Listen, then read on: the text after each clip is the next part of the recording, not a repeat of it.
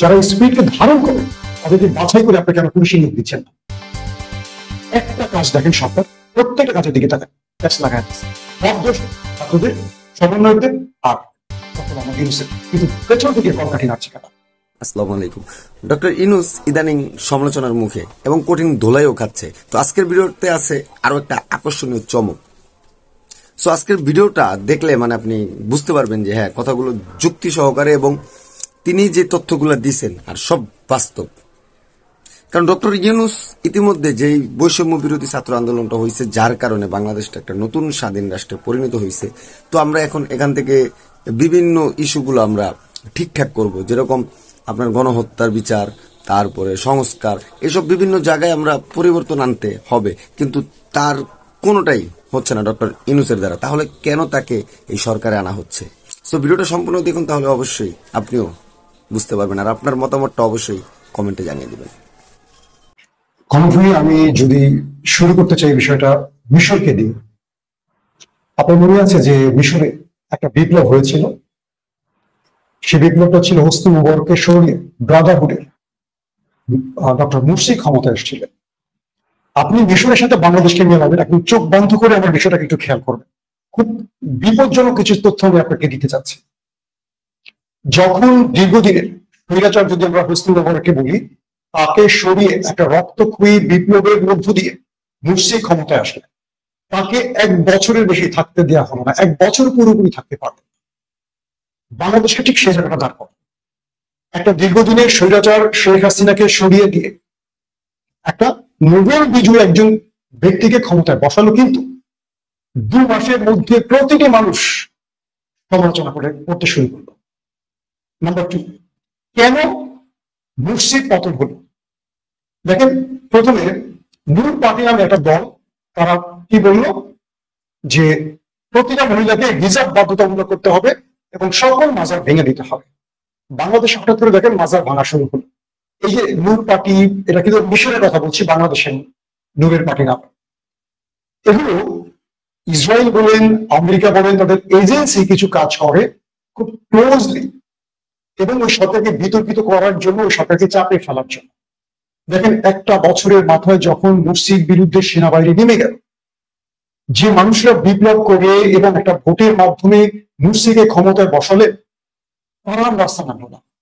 কেবল Brotherhood বা ইখওয়ানুল মুসলিমের জনগণ নামলো, সেনাবাহিনী তাদেরকে মোটামুটি যেভাবে ধোয়াই দেওয়া সেভাবে দিয়েছে। হাজার হাজার ইখওয়ানকে মেরে দিয়েছে, তাদের সকল নেতাকে জেলে ঢুকানো হয়েছে, ফাঁসি হয়েছে, কারো জেলে মৃত্যু হয়েছে। মিনার ভাই খুব স্টাডি করার লোক, কিছু সূত্র হয়তো তিনি তার বক্তব্যে মিলিয়ে দিবেন। ডক্টর মোহাম্মদ ইউনূসকে ঠিক সে জায়গাটায় নেওয়া হচ্ছে যে সার্জিস হাসনাত বা আমাদের আসিফ নাহিদ সমন্বয়কের ভূমিকা পালন করে বাংলাদেশের সকল মানুষকে এক করে নিয়ে আসছেন রাজপথে। দেখেন, আজকে প্রত্যেকটা মানুষের মধ্যে হতাশা। ছাত্রদেরকে বিতর্কিত করা হচ্ছে, সেম মিশরে চলে যান। আজকে ছাত্রদের বিরুদ্ধে উঠছে যে তারা ত্রাণের টাকা মেরে খেয়েছে, তারা বলছে টাকা ব্যাংকে আছে, তারা হিসাব দিচ্ছে, অডিটের কথা বলছে। এই যে বিতর্কগুলো কারা ছড়াচ্ছে? আজকে মাহমুদুর রহমানের বিষয়টি দেখেন, মাহমুদুর রহমান কাদের আতঙ্ক? ভারতের, এবং ভারত ঘরানাদের। আসিফ নজরুল কোত্থেকে উঠে এসছে? শাহরিয়ার কবিরদের কোল থেকে। আসিফ নজরুল সাম্প্রতিক সময় ভালো করে খেয়াল করেন, শেষের দিকে তিনি কি করলেন? একটু ইসলামিক সাজার চেষ্টা করলেন, ফেসবুকে পোস্ট দিলেন, আমি নামাজ পড়ি। আগে কেন সিরাত, রাসূল করিম সাল্লাল্লাহু আলাইহি ওয়াসাল্লামের সিরাত আমার পড়া হয়নি, এটি পড়তে গিয়ে আমি নতুন কিছু আবিষ্কার করছি। তথাকথিত আমাদের কিছু ইসলামিক জনতা মনে করলেন তো জামাতের আমির হয়ে গেলেন বা হেফাজতের আমির হয়ে গেলেন। ভারত কি করে, কিছু কৌশলে কিছু ব্যক্তিকে এভাবে, বা যেটা আমাদের পরবর্তী শেখ হাসিনা কাজটি করতেন, নিজের কিছু লোককে সমালোচনার জন্য সেট করে দিতেন। তো ভারতের কিছু এজেন্ডা আছে বা কিছু এজেন্ট আছে যারা আমাদের সাথে মিশে কাজ করে, এবং এই ব্যক্তিরা আমাদের সুরে কথা বলে, কিন্তু এরা আমাদের না। যেমন আমাদের ইসলামিক দল, এর মধ্যে বেশ কিছু দল আছে যাদেরকে প্রতিবেশী এজেন্সি পালে, লালন পালন করে। তাদের একটাই কথা, কোনোভাবে ইসলামিক শক্তিকে এক হতে দিবে না।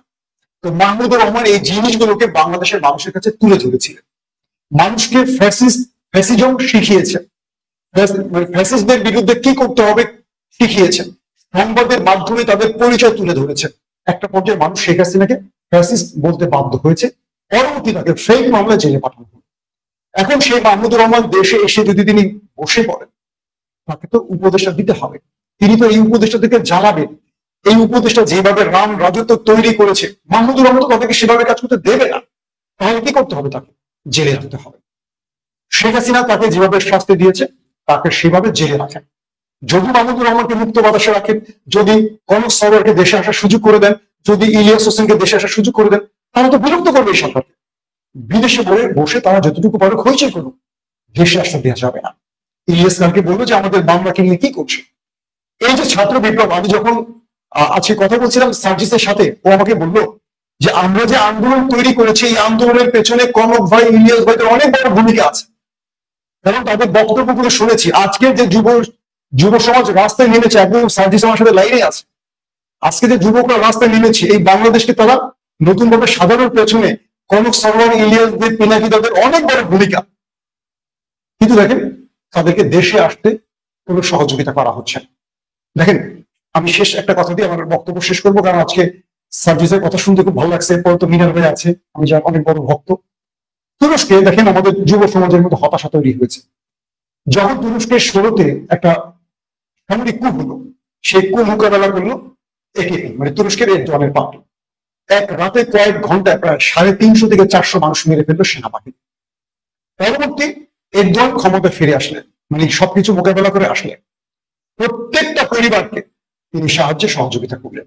প্রত্যেকটা পরিবারের খোঁজ খবর নিলেন, চাকরি দিলেন, তাদের পরিবারকে সামাজিকভাবে মূল্যায়ন করলেন। এবং দ্রুত সময়ের মধ্যে বিশাল গ্রুপ সেনাবাহিনীকে, পুলিশকে তিনি সরিয়ে দিলেন। সেখানে খুব দ্রুত সময়ের মধ্যে আবার নিয়োগ প্রক্রিয়া করলেন। এখন বলবেন বিসিএস ছাড়া কি করে নিয়োগ দিবেন বড় পদ? পৃথিবীর বহু দেশে এই সিস্টেম আছে। 3 মাসের মধ্যে একটা শর্ট লিস্টে পরীক্ষা হলো, সেখান থেকে মেধাবীদের নিয়োগ দিলেন, দিয়ে 3 মাসের ট্রেনিং দিয়ে তাদেরকে পুলিশে নামালেন, সেনাবাহিনীতে নামালেন। আজকে আমাদের বহু ছাত্ররা যারা লড়াই করেছে, জীবন দিয়েছে, অন্ধ হয়েছে, এই পরিবারকে আপনি কজনের খোঁজ নিয়েছেন? কটা পরিবারে অনুদান দিয়েছেন? কটা পরিবারকে চিকিৎসা আপনি ব্যয় বহন করেছেন? এদের তালিকা এখন চূড়ান্ত হয়। এখন যদি আমরা আমাদের এই যুব সমাজ, দেখেন আনসারের একটা বিপ্লব হলো, দেখলাম পুলিশ ঠিক মতো কাজ করছে না, আমরা ম্যাজিস্ট্রেসি পাওয়ার দিলাম সেনাবাহিনীকে। কতদিন? সেনাবাহিনী, পুলিশের আগে সবাই আমাদের। 16 বছরে যে নিয়োগ পেয়েছে তারা তো এখন অনেকে চুপ, অনেকে আউট। যারা চুপ তারা একটা মরণ কামড় দেবে না। শেখ হাসিনার সিগন্যাল পেলে আপনি দ্রুত মেয়াদে কেন নিয়োগ দিচ্ছেন না? আমাদের মাস্টার্সে পড়া বহু বেকার আছে, অনার্স কমপ্লিট করা বহু বেকার আছে, যারা বিপ্লবের সাথে সরাসরি জড়িত ছিল মাঠে, যারা এই স্পিরিটকে ধারণ করে, তাদেরকে বাছাই করে আপনি কেন পুলিশে নিয়োগ দিচ্ছেন না? একটা কাজ দেখেন, সরকার প্রত্যেকটা কাজের দিকে তাকায়, প্যাচ লাগায় গেছে। সব দোষ ছাত্রদের, সমন্বয়কদের আর ডক্টর মোহাম্মদ ইউনূসের। কিন্তু পেছন থেকে কলকাঠি নাড়ছে কেন এই রাষ্ট্র? মাসুম ভাই, মানে আরেক যে গ্রুপটা ধরেন বাংলাদেশের স্বার্থ দেখে না, সেই গ্রুপটা আবার সক্রিয় হয়ে উঠেছে। এবং এই সক্রিয় গ্রুপটা এই সরকারকে, মানে প্রথমত সরকারে তাদের এজেন্ট ঢুকিয়েছে, এখন তারা তাদের মাধ্যমে এটাকে নানাভাবে অপারেট করছে। মাসুম ভাই, আমি আপনার শরীফ ওসমান, আজকে আপনারা একটি প্রতিবাদ